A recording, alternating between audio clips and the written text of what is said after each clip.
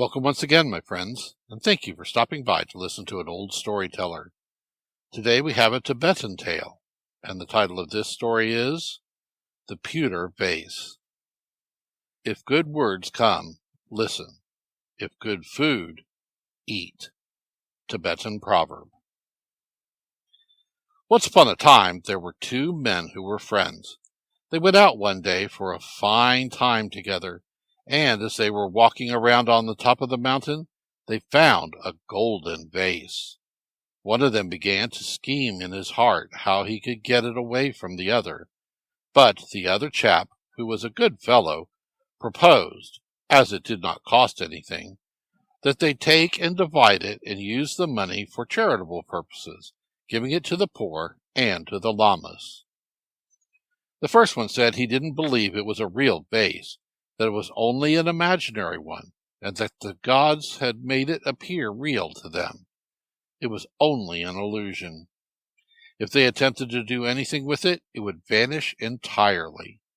They discussed the matter for a while and finally went down to the home of the man who desired it all for himself. After a while he said to his friend, "You leave this vase here with me for a while. You want to go home now, and when you return we will divide it, and each take his half and use it as he desires." So the man went on to his home, remaining there for 3 or 4 days. When he came back, he met the man who had taken care of the vase, and he was crying and beating his breast and tearing his hair. He exclaimed, "What is the matter with you? Why are you carrying on in this manner?"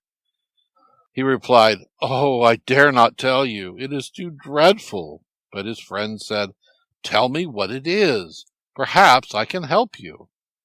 For a long time he refused, but was finally persuaded and told him the trouble. "You know that golden vase we found? Well, when I cut it, it was only pewter." His friend replied, "That does not matter. We did not pay anything for it. We only found it, so we have lost nothing."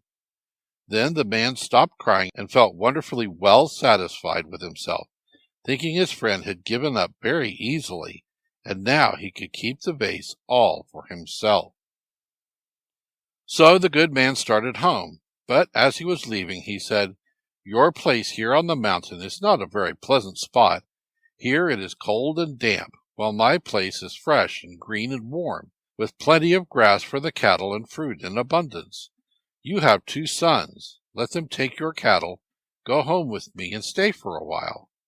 The man agreed and said it would be a nice trip for the boys, so they were allowed to accompany the good man.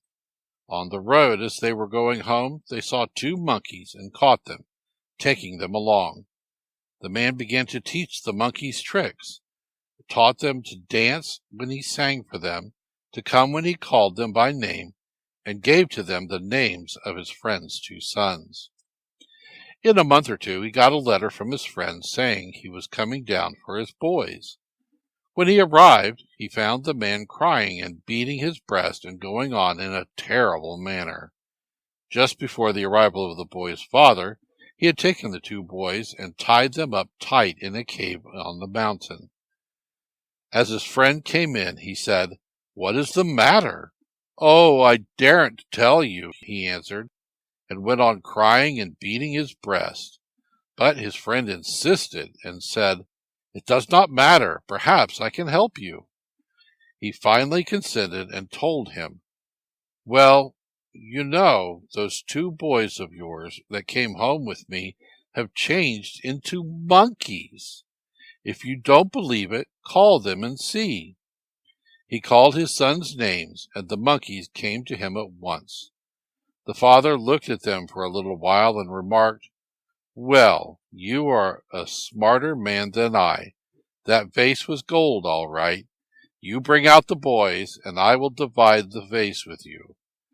So their trouble was peacefully settled, and they were friends forever afterward.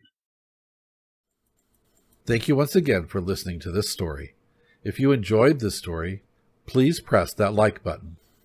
Also, please help an old storyteller out by subscribing to my channel.